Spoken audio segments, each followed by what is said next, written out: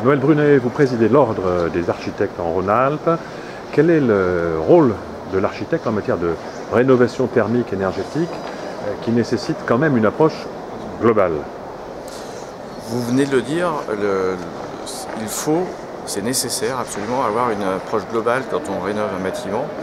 Et l'architecte, par sa formation, par ses compétences, est un personnage central puisqu'il a une mission généraliste, une approche générale, globale sur le bâtiment et permet d'appréhender aussi bien les problématiques d'amélioration énergétique que d'isolation que du patrimoine, puisqu'un bâtiment, bien avant toute chose, c'est un patrimoine pour son propriétaire, que ce soit un particulier, un professionnel ou une collectivité.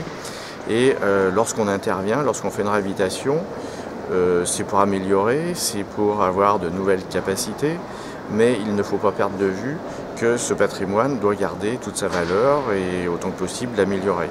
C'est une partie de notre rôle qui est essentielle et sur laquelle nous sommes très présents de plus en plus. Certains l'oublient parfois, mais une rénovation d'un bâtiment ne peut pas se limiter à une approche technique ou économique, c'est une approche qui doit rester globale. Alors quelles sont les erreurs qui peuvent être commises, par exemple, pour prendre des exemples?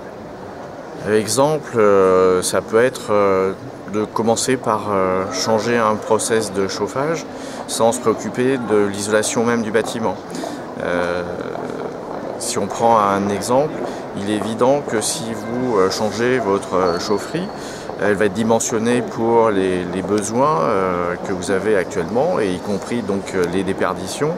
Et alors que si vous appréhendez d'abord l'isolation, vous aurez bien évidemment besoin de changer votre chaufferie à un moment, mais le dimensionnement sera tout autre et vous ferez aussi des économies en adaptant une chaufferie à vos besoins après amélioration.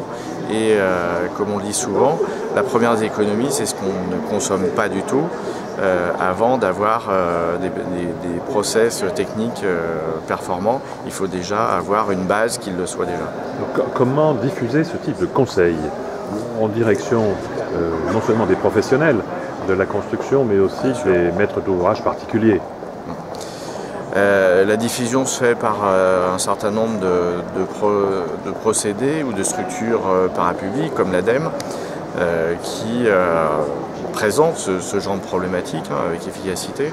Après, c'est pas forcément le rôle de l'Ordre des architectes, ce n'est pas notre mission première, mais en tout cas on s'emploie à diffuser ce message autant que faire se peut, comme je suis en train de le faire actuellement. Très bien, je vous remercie.